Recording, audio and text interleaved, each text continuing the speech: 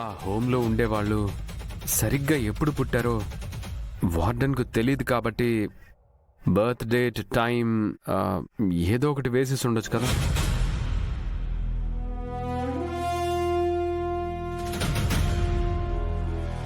అవునమ్మర్, నేను ఆరు అక్కడున్న వాళ్ళు అందరూ కూడా ఎప్పుడు పుట్టామో వార్డెన్కి ఎగ్జాక్ట్ గా తెలియదు కదా.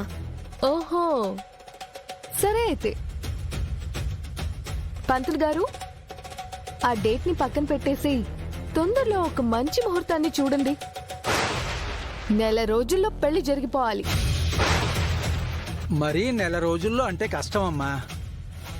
అంత అర్జెంట్ అంటున్నారు కాబట్టి ఒక వారంలో దివ్యమైన ముహూర్తం ఉందమ్మా.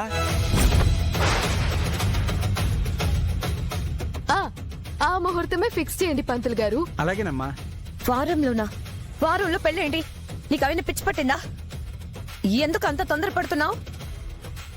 అదేంటండి, ఇప్పటికే మీ పెళ్లి బాగా ఆలస్యమైంది కదండి. పెళ్ళంటే మాటలా? ఎన్ని పనులుంటాయి? అన్ని పనులు వారంలోనే అయిపోతాయా?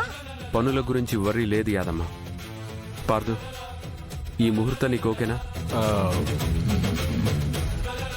నాకు ఓకే అమర్. పంతులు గారు, ఆ ముహూర్తమే ఫిక్స్ చేయండి. అమర్, నాకు ఓకేనా అని అడగవా? పార్దు గారికి ఓకే అయితే నీకు ఓకే కదా మనోహరి? మీ ఇద్దరి మనసులు మాట ఒకటే అని మాకు తెలీదా ఏంటి? శుభం భూయాత్.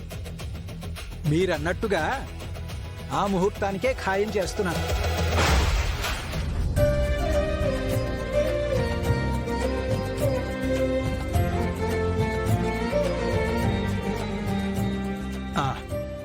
అయ్యా, ఈ పెళ్లి పెద్దలు ఎవరు? ఇంకెవరు? మా సారు మిస్ అమ్మా. అయ్యా, మీరొచ్చి లగ్నపత్రిక తీసుకోండి.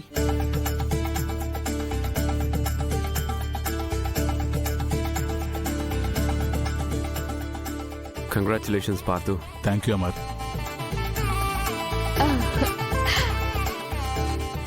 కంగ్రాట్స్ మనోహరి. నీ మెడలో ఉరితాడు పడే తేదీ.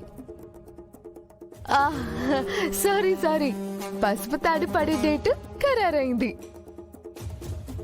కంగ్రాచులేషన్స్.